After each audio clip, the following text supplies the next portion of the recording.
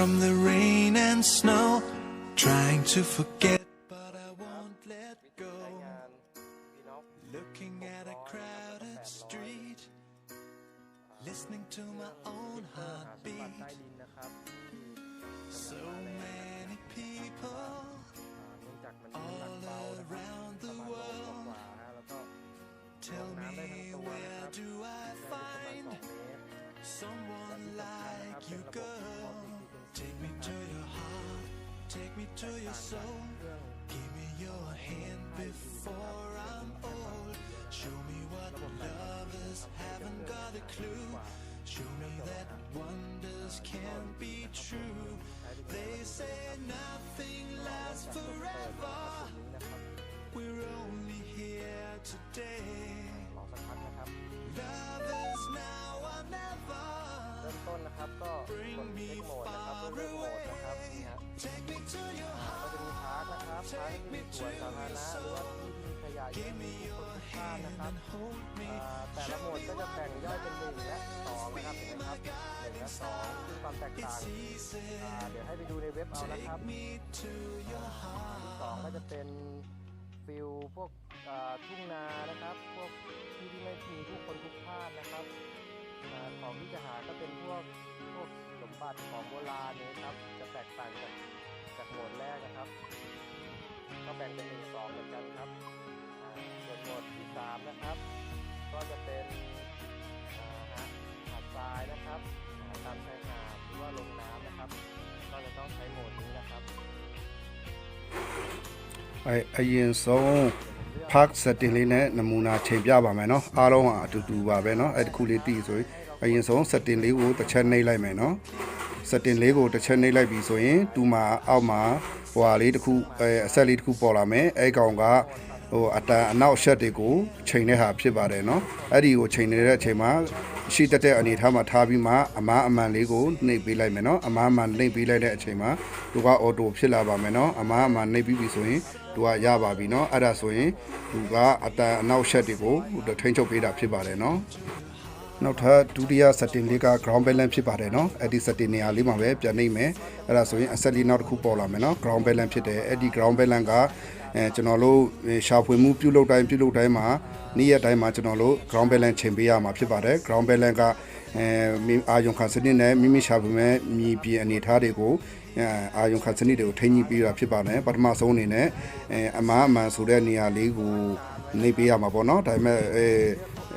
ဆက်လေးကဒီလိုထောင်လိုက်အနေထားလေးမှာရှိထားရမှာပေါ့နော်နံပါတ်နှိပ်ထားတဲ့အချိန်မှာနံပါတ်တစ်ခုအနေထားကို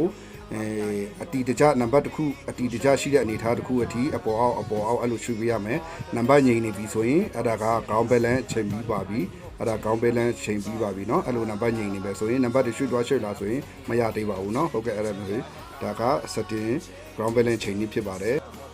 တတိယ setting လေးကတော့ဒီမှာထားနေပြန်เนาะကိုအတိုင်းပဲထားနေမယ်ဆိုရင်ဒီမှာဟိုစပီကာပုံစံလေးပေါက်တယ်အဲ့စပီကာကဟိုကိုရှာဖွေတဲ့ပစ္စည်းကိုရှာတွေ့ပြီဆိုရင်အတန်ဘယ်လောက်ကျယ်မယ်ဆိုတာကိုထိန်းညှိပေးတာဖြစ်တယ်ကျွန်တော်တို့ကတော့25ထိအကျယ်ဆုံးဖွင့်ထားပါတယ်เนาะအဲ့ဒါလေး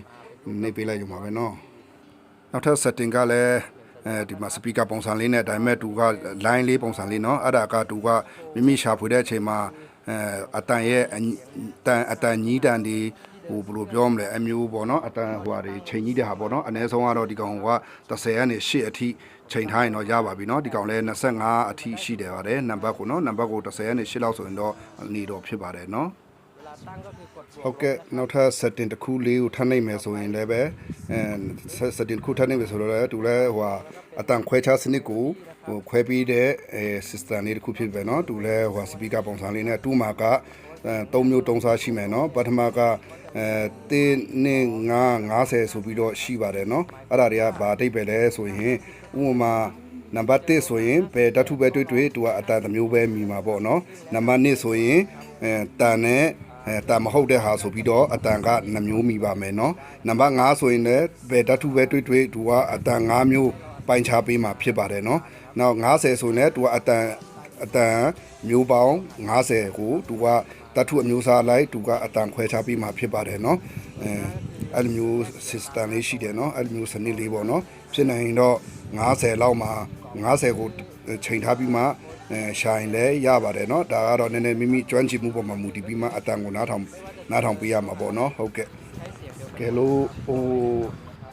့ပုံစံပြောင်းမယ်ဆိုရင်ဒီအပေါင်းအနုပ်လေးကိုနှိပ်ပေးပေါ့เนาะအတိုးအလျှော့လုပ်မယ်နံပါတ်တွေအတိုးအလျှော့လုပ်မယ်ဆိုရင်အပေါင်းအနုပ်လေးကိုတီချာရွေးပေါ့เนาะဟု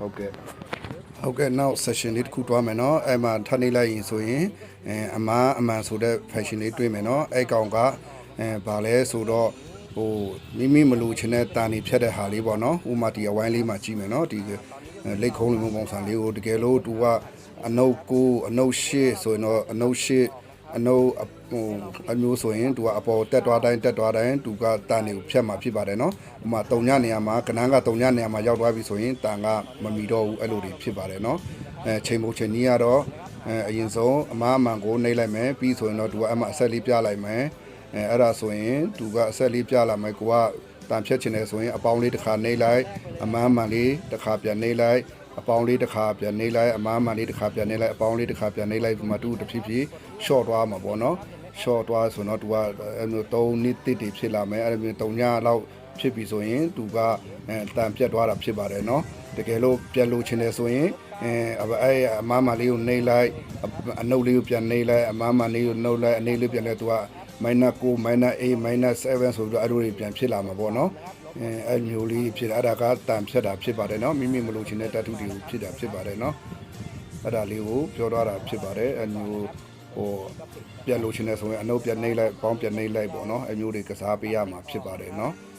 ဟုတ်ကဲ့အဲ့ဒါလေးရပြီဆိုရင်pin point မှာပြန်နှိပ်လိုက်မှာနော်အဲ့ဒီground balance ရှာတဲ့နားလေးမှာနော်ဒါကမိမိလိုချင်တဲ့တတ်ထုလေးတွေကိုရှာမှဖြစ်နိုင်တော့တတ်ထုအားလုံးဖွင့်မှရှာတာကတာမဖြတ်မှရှာတာကအတင်းတော်ဆုံးဖြစ်တယ်အဲ့ဒါကဘယ်လိုဆိုအနက်နဲ့ဟိုအာယုခံစနစ်ကိုပုံမှန်မြင့်မားစေတာပေါ့နော်ဟုတ်ကဲ့တောတောင်ထဲမှာဆိုတော့အမိုက်တွေမရှိပါဘူးเนาะအဲ့ဒါကြောင့်မို့အဲ့ဒါလေးကိုဖွင့်မှရှာစေချင်ပါတယ်เนาะ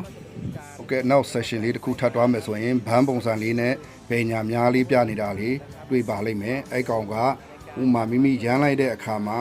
ဥမာတတ်ထုက2ခုထပ်နေတာလို့ဆိုရင်သူက2ချက်မိပြီးတာပေါ့နော်သူက2ချက်မိနောက်မှတစ်ချက်ထဲမိနောက်မှ5ချက်မိအဲ့မျိုးဆိုပြီးတော့သူရှိတယ်လေ3ချက်မိပေါ့နော်တစ်ချက်မိ2ချက်မိ3ချက်မိဆိုရှိတယ်နော်အဲ့3မျိုးကိုရွေးရမှာဖြစ်ပါတယ်နော်အဲ့မျိုးရမ်းလိုက်တဲ့အချိန်မှာ3ခုပစ္စည်းက3ခုရှိနေတယ်ဆိုသူက3ခုလုံးတစ်ခါတည်းဒါလိုက်မိပြီးတာပေါ့နော်ဥမာတစ်ခုပဲမိဆိုရင်သူကပစ္စည်း2ခုရှိနေပါစေသူကတစ်ခုပဲမိပေးတာပေါ့နော်အနေထားအသင့်တော်ဆုံးကတော့နံပါတ်1လေးကိုချိန်ထားပြီးမှရှာဖွေတာကအသင့်တော်ဆုံးဖြစ်ပါတယ်เนาะဟုတ်ကဲ့သူက3ခုလောက်ရှာမယ်ဆိုရင်အနက်တွေပါတယ်နည်းနည်းပါးစကားပြောတာရှိဖြစ်အနက်တွေပါတယ်နဲ့စကားပြောလာတာပေါ့เนาะနောက်ထပ်တခြား session မှာတော့ဒီမှာတန်လိုက်ပုံစံလိုမျိုးနဲ့ဖြစ်တဲ့ကောင်အဲ့ကောင်ကအော်မီတာဖြစ်တယ်เนาะအော်မီတာဆိုရင်ဓာတ်ထုစုံတွေရှာမှာပေါ့เนาะမိမိဖြတ်ထားတဲ့တန်တွေပါတယ်လဲသူကဖြတ်လို့မရတော့သူကအဲ့ဒါနှိပ်ထားခြင်းအဖြစ်ဓာတ်ထုစုံရှာမယ်နောက်မှဒီကောင်ပြန်နေရင်ဓာတ်ထုစုံမရှာဘူးအဲ့ဒါလေးပေါ့เนาะအဲ့ဒါလေးပဲသူကခွဲထားနောက်တစ်ခုက frequency ဖြစ်တယ်เนาะအဲ့ကောင်ကအာယုံခံစနစ်ဖြစ်တယ်အရေးကြီးတယ်เนาะအဲ့ကောင်ကဥမာ15 14 16ဆိုပြီးတော့ multi frequency ဖြစ်တယ်ဖြစ်နိုင်ရင်တော့multi frequency ဆိုပြီးတော့နေရာလေးမှာနှိပ်ပြီးတော့မှရှာပါเนาะအဲ့လိုမျိုးရှာမယ်ဆိုရင်အကောင်းဆုံးသူကထိန်းညှိပြီးသွားတာဖြစ်ပါတယ်เนาะအဲ့ဒါဆိုရင်အတန်လိုက်အနောက်ရှက်တွေလည်းဘယ်လိုပြောမလဲကင်းပါတယ်เนาะအဲ့ကောင်ကို multi frequency လေးကိုနှိပ်ထားပေါ့เนาะ40 50လို့မတင်ပါနဲ့เนาะနောက်တစ်ခုကတော့အပေါင်းအနှုတ်လေးကတော့မြန်နှုံးဖြစ်ပါတယ်เนาะသူကမြန်နှုံးမှာကျူEquinox ရဆိုရင်40 50လောက်ထိပါတယ်เนาะတကယ်အဲ့ဒါလေးကိုသူကဘယ်လိုပြောမလဲအမြင့်တင်ထားလေသူကအာယုံခံစနစ်ကအနက်ပေများရလေဒါပေမဲ့သူ့ရဲ့အားနည်းချက်ကဘာဖြစ်မလဲဆိုသူ့ရဲ့အားနည်းချက်ကဒီလိုအတန်လိုင်းအနောက်ရှက်တွေပါတယ်ဖြစ်နိုင်ပါတယ်เนาะအဲကြောင့်မို့အနည်းဆုံး18လောက်20လောက်တင်ပြီးတော့မှရှာဖွေရင်အကောင်းဆုံးဖြစ်ပါတယ်เนาะအမြင့်ဆုံးတင်ထားရင်သူကအနောက်ရှက်တွေဖြစ်ပါတယ်เนาะနောက်တစ်ခုကpin pointer လေးရှင်းပြပေးမယ်เนาะ pin pointer လေးရှင်းပြမယ် pin pointer လေးကဘယ်လိုပြောမလဲမိမိဒီအလဲဆုံးဟာပေါ့เนาะမိမိတတ်ထုရှာတွေ့တယ်ဆိုရင်အဲ့ကောင်လေးကိုတစ်ချက်လေးနှိပ်လိုက်ပြီးမှပေါ့เนาะအရှိအနောက်တောင်မြောက်အဲ့လိုမျိုးရမ်းပေးရမှာပေါ့เนาะမိမိရှာပြီးအတန်လဲကျဲလာပါတယ်เนาะအဲ့ကောင်လည်းအတန်ချဲပေးတယ်အဲ့လိုအရှိအနောက်တောင်မြောက်လေးအဲ့လိုချက်ချီခတ်ပုံစံလေးလုပ်ပြီးမှအတန်အကျယ်ဆုံးနေရာလေးကိုအတန်အကျယ်ဆုံးနေရာလေးကိုတူးမှဖြစ်ပါတယ်เนาะအဲ့လိုရွေ့သွားတဲ့ချိန်မှာအတန်ကျယ်ဆုံးနေရာလေးကိုမှတ်ထားပြီးမှအဲ့လိုဘယ်လိုပြောမလဲနှိပ်ပေးတယ်ဆိုရင်အဲ့နေရာမှာမိမိပစ္စည်းလေးကိုတွေ့မှဖြစ်ပါတယ်